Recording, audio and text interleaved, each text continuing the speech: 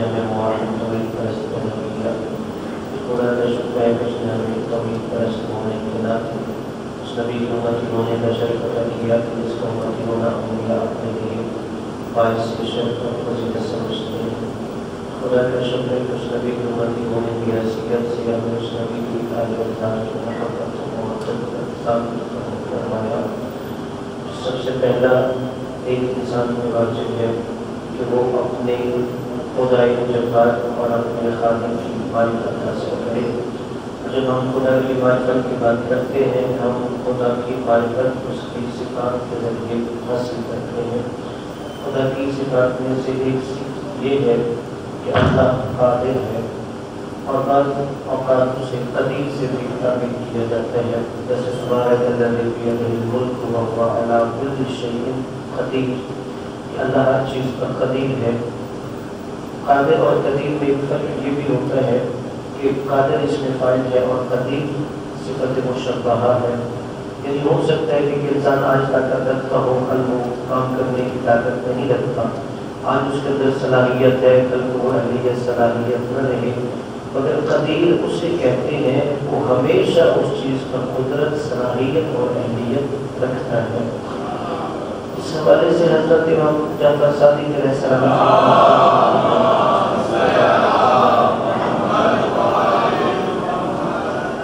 کہ ایک شخص نے خدا کی قدرت کے حوالے سے امام علیہ السلام سے سوال کیا کہ آپ فرماتے ہیں کہ اللہ ہر چیز پر قدرت رکھتا ہے، کیا یہ ممکن ہے کہ اللہ تبارک و تعالیٰ اس ساری کائنات کو ایک انڈے کے اندر بند کر دے؟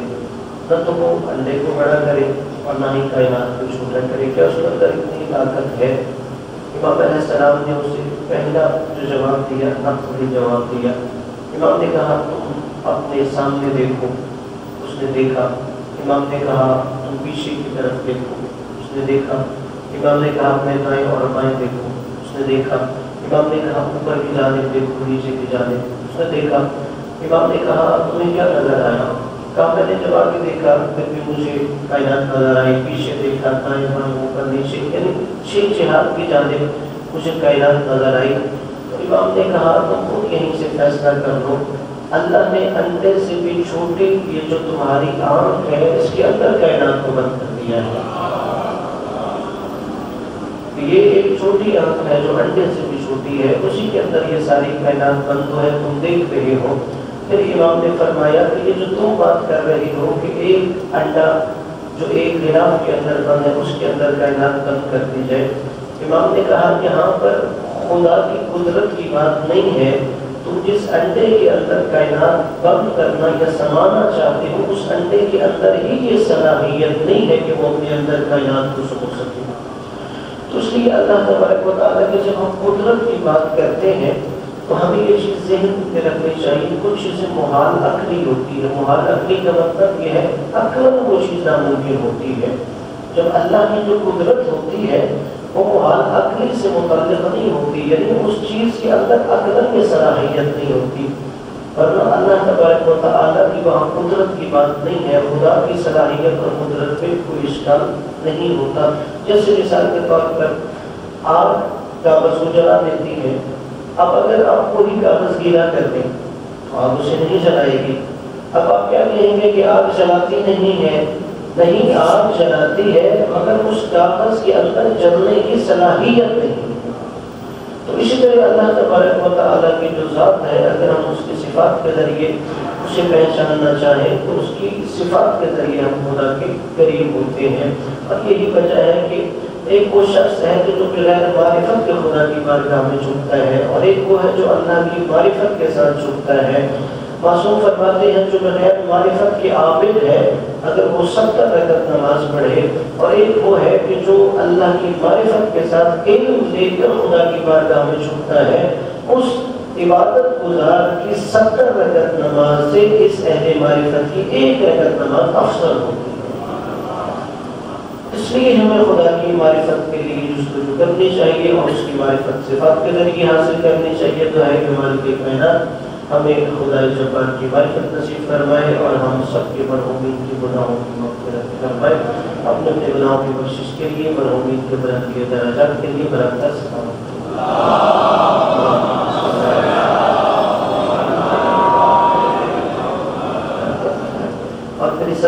اسلامی مناسبات کے حوالے سے میں عرض کروں تو اس ہفتے کی جو پہلی اسلامی مناسبت ہے، جیسے آج کا دن ہے جو 14 صفر المظفر ہے، کہ آج 14 صفر المظفر کو جناب محمد بن ابی بکر رضی اللہ تعالیٰ عنہ کا روز شہادت ہے۔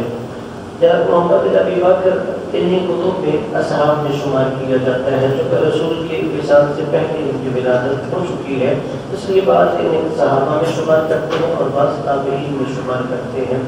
اور امیر المومنین حضرت علی علیہ السلام نے جو ایک خطبہ ارشاد فرمایا، اس سے ان کی قدر و منزلت کا پتہ چلتا ہے کہ آپ نے فرمایا کہ محمد بن ابی بکر یہ صلب کے تو جناب ابو بکر کے ہے، مگر بیٹا یہ میرا ہے۔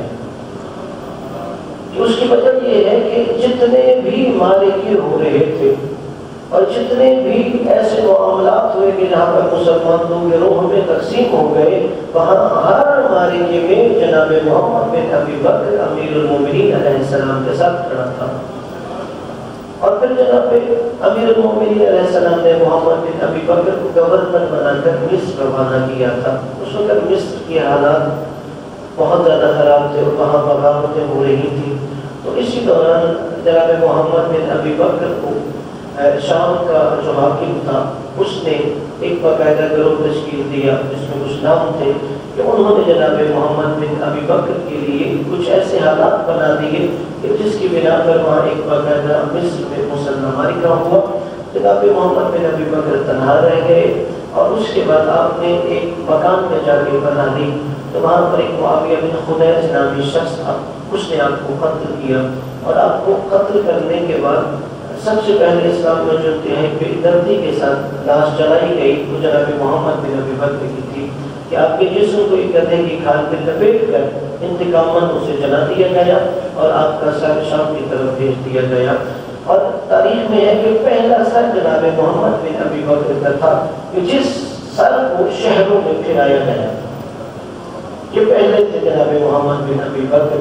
اور اسی وجہ سے کہ جب امیر المومنین علیہ السلام کو خبر ملی تو آپ نے باقاعدہ خطبہ ارشاد فرمایا جناب محمد بن ابی بکر کی فضیلت اور کمال پر۔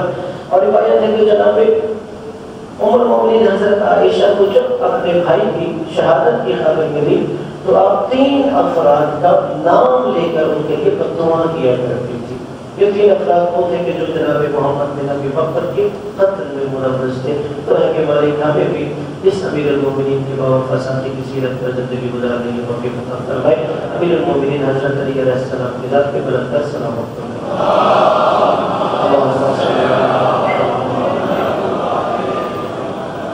پھر اس ہفتے کی جو دوسری اسلامی مناسبت ہے وہ شہروں میں امام حسین علیہ السلام ہے، جسے آپ اربعین حسینیہ بھی کہتے ہیں، اور حضرت امام حسن عسکری علیہ السلام کی اس حوالے سے ایک روایت ہے، امام علیہ السلام کی ذات پہ سلام پڑھیں۔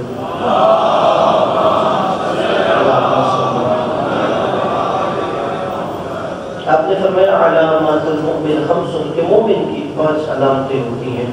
پہلی علامت مومن کی یہ ہے 51 رکعہ، کہ وہ دن میں 51 رکعت نماز پڑھتا ہے، یعنی واجبات بھی اور نوافل کو ملا کر 51 رکعت نماز پڑھتا ہے۔ آپ نے کہا دوسری اس کی نشانی یہ ہے کہ وہ دائیں ہاتھ میں انگوٹھی پہنتا ہے، یعنی بائیں ہاتھ میں انگوٹھی نہیں پہنتے۔ اس حوالے سے روایات بھی ہیں کہ امیر المومنین علیہ السلام دائیں ہاتھ میں انگوٹھی پہنتے تھے۔ جب امیر المومنین کے ایک مخالف نے دیکھا کہ علی کا یہ طریقہ ہے تو پھر اس نے بائیں ہاتھ میں پہننا شروع کر دی، تو امام نے کہا نہیں، مومن کی نشانی ہے وہ دائیں ہاتھ میں انگوٹھی پہنتا ہے۔ اور پھر امام علیہ السلام نے فرمایا تیسری مومن کی نشانی یہ ہے کہ وہ جب سجدہ کرتا ہے تو اپنی پیشانی خاک کربلا پر رکھتا ہے۔ اور اس میں بھی اگر دیکھا جائے کہ خاک پر پیشانی رکھنے کے حوالے سے کیا ہے، اس پر اکثر برادران اسلام سوال بھی کرتے ہیں ہمارے جوانوں سے کہ کیا وجہ ہے کہ آپ الگ سے خاک کا ٹکڑا رکھتے ہیں اور اس پر سجدہ کرتے ہیں۔ دیکھیے سجدے کا مطلب یہ ہے کہ میں عاجزی اور انکساری کے آخری مرحلے تک جا رہا ہوں۔ ایک یہ ہے کہ آپ کسی سے ملتے ہوئے تھوڑا سا چھپ جاتے ہیں، لیکن اگر عاجزی اور انکساری کی میں آخری حد تک جانا چاہوں تو وہ آخری حد یہ ہے کہ انسان اپنی پیشانی کو خاک پہ ٹکا دے. تو یعنی سجدے کا مطلب یہ ہے کہ عاجزی انکساری کی آخری حد تک جانا ہے. تو جب انسان آخری حد پہ عاجزی انکساری کے لیے جانا چاہتا ہے تو اسے اپنی پیشانی کو خاک پر ٹکانا چاہیے، کیونکہ خاک پر پیشانی رکھنے سے زیادہ عجز و انکساری کا اظہار ہوتا ہے، بجائے اس کے کہ میں کسی ریشمی کارپیٹ پر اپنی پیشانی ٹکاؤں، اس سے زیادہ عاجزی خاک پہ ہوتی ہے.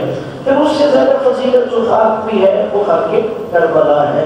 کیوں امام نے کہا کہ مومن کی نشانی ہے کہ وہ اگر سجدہ کرنا چاہے خاک، پھر خاک میں بھی خاک کربلا پر سجدہ رہتا ہے؟ اس لیے کہ جب ایک صاحب ایمان، ایک مومن دن میں کم از کم 5 دفعہ اپنے سامنے خاک کربلا رکھے گا اور اپنی پیشانی اس خاک پر ٹکائے گا تو گویا ہر روز کم از کم 5 دفعہ اس کا تعلق کربلا سے جڑ جائے گا. جب بھی اپنے سامنے خاک کربلا دیکھے گا اس کا ذہن کربلا کی جانب چلا جائے گا، اس کا ذہن امام حسین علیہ السلام سے منسلک ہو جائے گا، تو خود بخود وہ نماز مصلی پر آخر بھی کربلا سے منسلک ہوگا. پھر امام نے کہا جو چوتھی مومن کی نشانی ہے وہ بسم اللہ الرحمن الرحیم بلند آواز میں نماز میں پڑھتا ہے. اور اس کی بھی وجہ یہ ہے کہ اگر آپ دیکھیں گے کہ یہ خاص صاحبان ایمان کی اللہ نے نشانی بیان کی، اس لیے کہ امیر المومنین علیہ السلام کے بغض کی وجہ سے امیر المومنین کے ایک مخالف نے سب سے پہلے یہ طریقہ اپنایا تھا کہ بسم اللہ کو بلند آواز میں نہیں آہستہ سے پڑھا کرو. اور پھر ایسے بھی بات کیا گیا کہ بسم اللہ کو پڑھنا کوئی ضروری نہیں ہے، اگرچہ کہ ہمارے جو ائمہ کے پاس روایات ہیں بسم اللہ ہر سورت کا جز ہے. اب جب بھی کوئی سورت پڑھنا چاہے سوائے سورہ توبہ کی جسے سورہ براءت بھی کہتے ہیں، اس کے علاوہ ہر سورت کی بسم اللہ جز ہے اور الگ سے آیت ہے. یعنی اللہ جب بھی کوئی سورت نازل کرتا تھا بسم اللہ الگ سے آیت کے طور پر نازل کرتا تھا. اور یہ وجہ ہے کہ آپ اگر نماز پڑھنا چاہتے ہیں تو نماز میں بھی جب آپ بسم اللہ پڑھتے ہیں تو یہ فقہی مسئلہ ہے، بسم اللہ پڑھنے سے پہلے مجھے یہ تعین کر لینا چاہیے میں کون سی سورت پڑھنا چاہتا ہوں. مثال کے طور پر ہم نے سورہ فاتحہ پڑھی، سورہ فاتحہ کے بعد اب ہم پہلی رکعت میں کوئی بھی سورت پڑھ سکتے ہیں. آپ سورۃ القدر پڑھنا چاہیں، سورہ کوثر پڑھنا چاہیں، سورۃ العصر پڑھنا چاہیں، کوئی بھی سورت پڑھ سکتے ہیں. لیکن فقہی مسئلہ یہ ہے کہ مجھے اس سورت شروع کرنے سے پہلے بسم اللہ پڑھنے سے پہلے سورت کا تعین کر لینا چاہیے. کیوں؟ میں جس سورت کا تعین کروں گا اسی کے مطابق بسم اللہ کے ترجمے کو شمار کیا جائے گا. اور فقہی مسئلہ ہے کہ اگر آپ نے ابھی بسم اللہ الرحمن الرحیم تو پڑھ لی مگر ذہن میں نہیں سوچا کہ میں نے کون سی سورت پڑھنی ہے، تو پھر حکم ہے کہ آپ دوبارہ بسم اللہ پڑھیں. جب آپ سورت کا تعین کر لیں اس کے بعد دوبارہ بسم اللہ کے بعد پھر وہ سورت پڑھیں گے. اور پھر مومن کی نشانی کیا ہے؟ وہ بسم اللہ بھی بلند آواز میں پڑھتا ہے. پھر امام نے فرمایا جو 5ویں نشانی ہے مومن کی کہ وہ زیارت اربعین کرتا ہے. کیا مطلب؟ کہ وہ کوشش کرتا ہے کہ 6 کے دن اپنے آپ کو کربلا امام حسین علیہ السلام کی قبر مطہر کے پاس لے جائے. اگر وہ وہاں پر نہیں جا سکتا تو پھر اسے یہ چاہیے کہ وہ اپنے وطن میں اپنے شہر میں 6 کے دن کربلا کا رخ کر کے امام حسین علیہ السلام کی زیارت کرے. اور اگر ہم 6 کا مطلب یعنی 40 کا عدد ہے، یعنی 40واں جسے آپ کہتے ہیں. اب سارے اگر ائمہ کی زندگی دیکھیں ان میں صرف امام حسین علیہ السلام کو یہ انفرادیت حاصل ہے کہ ان کے 6 کے حوالے سے روایات ہیں. یعنی یہ جو خاص 6 کا لفظ ہے یہ امام حسین علیہ السلام سے منسوب ہے. یعنی کسی اور امام کی 6 کی زیارت نہیں ہے، صرف امام حسین علیہ السلام کی باقاعدہ چھٹے امام سے زیارت منقول ہے کہ جب 6 کا دن ہو امام حسین کی شہادت کو یعنی 40 دن گزر گئے، جب 20 سفر کا دن آئے تو یہ والی تم امام حسین علیہ السلام کی زیارت کرو. یعنی کیا وجہ ہے کہ ائمہ نے یہ خاص جو ایک انفرادیت ہے، یہ خاص جو نسبت ہے امام علیہ السلام کے ساتھ کہ وہ 6 کی رکھی ہے، اس لیے کہ امام حسین علیہ السلام کی شہادت کو ہی انفرادیت حاصل ہے. اگر سے ہم اپنے معاشرے میں یہ کچھ عرصے سے دیکھتے ہیں، مثلا ایسے اشتہارات ہوتے ہیں کہ حضرت علی علیہ السلام کے 6 کی مجلس یہ کسی اور امام سے منسوب کر کے وہ شیلوں کا کرتے ہیں، نہیں یہ امام حسین کی خاصیت، ہم سارا سال آئمہ کی مجلس کر سکتے ہیں، مگر یہ جو آئمہ نے مولانا حسین کی خاصیت رکھی ہے شیلوں کی، وہ ہمیں فراموش نہیں کرنی چاہیے۔ اور پھر شیلوں کے دن سب سے پہلے جناب جابر بن عبداللہ کربلا میں آئے تھے، اور پھر اسی طرح سے روایت ہے کہ جو اسیران کوفہ و شام تھے وہ بھی کربلا میں آئے تھے۔ اور پھر شیلوں کی یہ جو 40 کا عدد ہے، اس کی الگ سے اگر خاصیت ہم قرآن میں دیکھیں کہ جیسے احادیث میں روایات میں ہے کہ اگر 40 مومن مل کر دعا کرے تو اللہ دعا قبول کرتا ہے، یا اگر کوئی انسان یہ چاہتا ہو کہ میری دعا قبول ہو، پہلے آپ 40 مومنوں کے لیے دعا کریں پھر اپنے لیے دعا کریں تو پھر بھی اللہ دعا قبول کرتا ہے۔ اسی طرح حدیث ہے کہ اگر کوئی انسان 40 دن کے لیے اپنے آپ کو اللہ کی عبادت کے لیے خالص کر دے تو اللہ تبارک و تعالیٰ اس کی زبان سے حکمت کے چشمے جاری کر دیتا ہے۔ پھر اسی طرح 40 کے حوالے سے اگر کوئی مومن 40 حدیثوں کو زبانیں یاد کر دے تو اللہ قیامت کے دن اسے عالم اور فقیہ کے نام سے پکارا جائے گا۔ اور پھر 40 کے اگر دیکھیں کہ جب رسول سے سوال ہوا یا رسول اللہ کہ آپ ہمسایوں کے حقوق بیان کرتے ہیں کہ ہمسائیگی کی حد کہاں تک ہے، تو آپ نے فرمایا تمہارے گھر کے چاروں اطراف میں جو 40 گھر ہیں وہ تمہاری ہمسائیگی کے حقوق تک ہے۔ اور پھر اسی طرح روایات میں ہے جب انسان کی عمر 40 برس ہوتی ہے تو اس کی عقل کامل ہو جاتی ہے۔ اور پھر ایسے روایات میں ہے کہ اللہ نے اکثر انبیاء کو کہا جب وہ 40 سال کے ہو جائے تو پھر اعلان نبوت فرمائے، تو یعنی 40 کے عدد کے اندر بھی خاص اثر ہے۔ پھر جناب موسیٰ علیہ السلام سے اللہ نے جب وہ حضور میں آنے کا وعدہ کیا، پہلے 30 دن کا راتوں کا وعدہ تھا، پھر اللہ کہتا ہے تم اتممناھا بعشر، پھر ہم نے 10 دن بڑھا دیا، اور جناب موسیٰ سے کہا جو 40 دن کو حضور پہ آؤ گے پھر تمہیں توریت عطا کی جائے۔ یعنی وہ 40 کے عدد کے اندر بھی اللہ تبارک و تعالیٰ نے خاص حکمت یا اثر رکھا ہوا ہے۔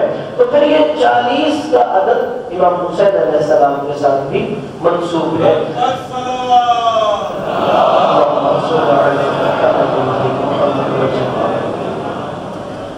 اب جو 46ویں کے دن یعنی شہلوں کے دن، اربعین امام حسین علیہ السلام کے دن، جناب زینب سلام اللہ علیہا کربلا میں آئی تھی۔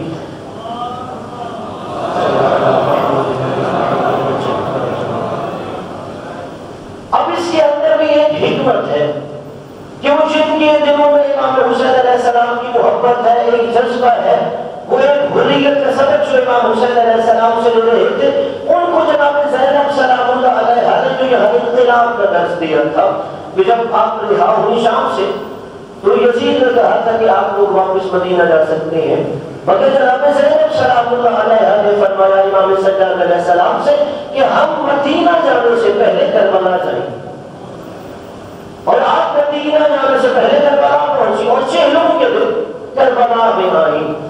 یہ شاید ہم سمجھیں کہ صرف ایک عاطفت تھی، ایک محبت تھی جس کے لیے بہن بھائی کے قبر پہ آنا چاہتی تھی، وہی جناب زینب سلام اللہ علیہا جو مکمل مشن امام حسین علیہ السلام کی محافظہ کر رہی تھی کہ جو کسی چاہتے تھے کہ کربلا کو کربلا میں دفن کر دیا جائے، اور وہ اس طرح لوگوں پہ جگہ کرنا چاہتا تھا کہ لوگوں کا رخ دوسری طرف موڑنا چاہتا تھا، مگر جو مشن امام حسین علیہ السلام کی محافظہ بن کے کربلا سے لے کے کوفہ سے شام کا خطبات دیتی رہی، جناب زینب سلام اللہ علیہا کیوں تقاضا کر رہی تھی کہ میں 20 سفر کو کربلا جاؤں گی؟ در حقیقت جناب زینب سلام اللہ علیہا 20 سفر کربلا میں کھڑی ہو کے پھر ظالم اور جابر کو للکار رہی تھی کہ جہاں بندہ اپنا ایک قدم دیکھ لے وہاں سے گزرتے ہوئے ڈرتا ہے کہ ہاں میرا بھائی قتل ہوا تھا، میرا باپ قتل ہوا تھا۔ جناب زینب سلام اللہ علیہا کے خاندان کے 18 افراد قتل ہوئے تھے، مگر جناب زینب سلام اللہ علیہا دیکھ رہی تھی میں 20 سفر کو اسی سرزمین پر کھڑے ہو کے ظالم اور جابر کے خلاف ان لوگوں کو اٹھنے کا طرز اور طاقت مہیا کرنا چاہتی ہوں کہ جس کربلا میں ہمارا خون بہایا گیا، زینب 40 دن بعد اسی کربلا میں کھڑے ہو کے پھر دشمن حسین کو للکار رہی ہے۔ اور یہی وجہ ہے جب جناب زینب دوبارہ کربلا میں لوگوں کو حوصلہ آ گیا، ہمت آ گئی کہ ہم یزید کے خلاف اٹھ کھڑے ہوں گے۔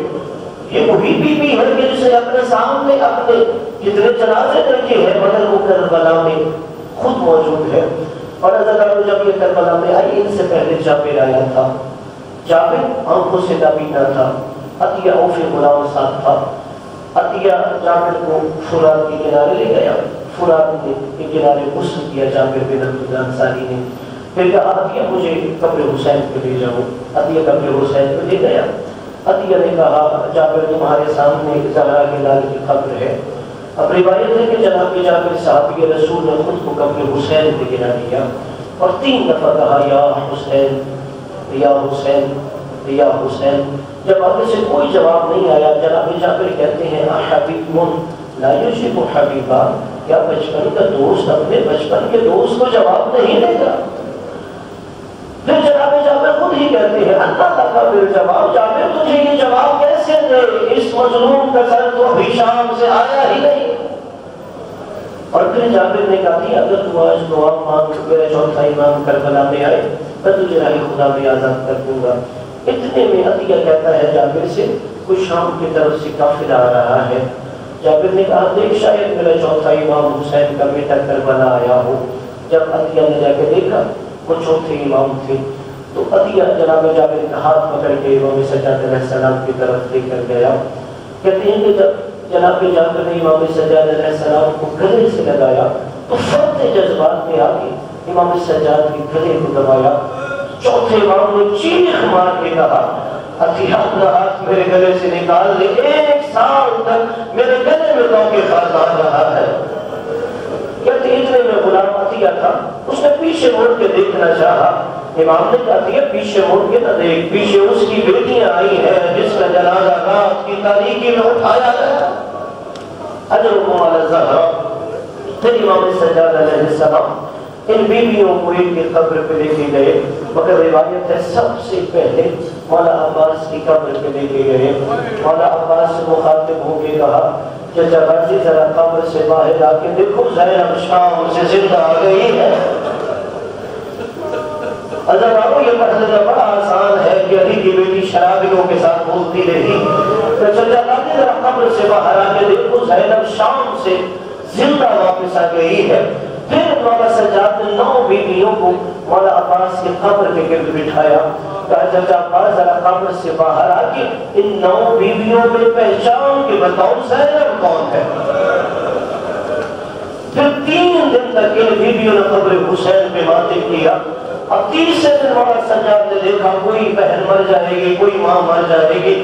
زینب سلام اللہ علیہ سے کل بیویوں کو اٹھائیے محمل میں بٹھائیے، اب ہم کربلا سے واپس مدینے چلیں گے.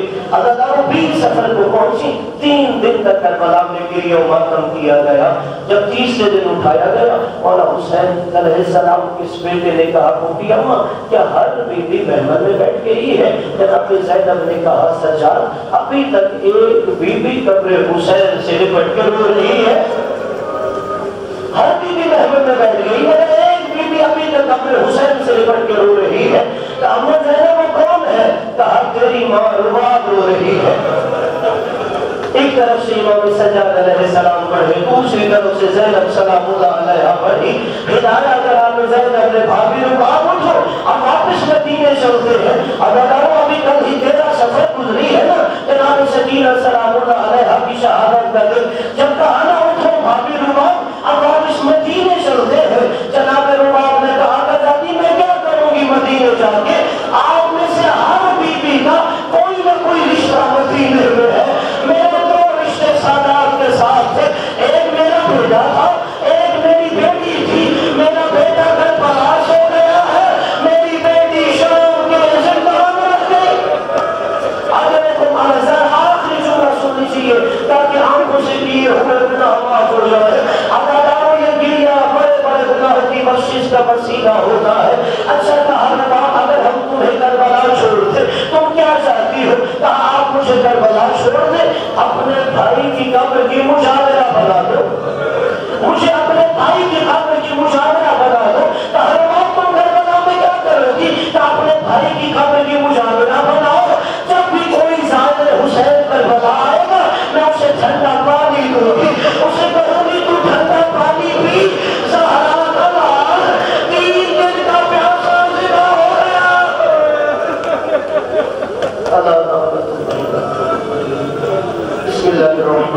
إنا أعطيناك الكوثر فصل لربك وانحر إن شانئك هو الأبتر.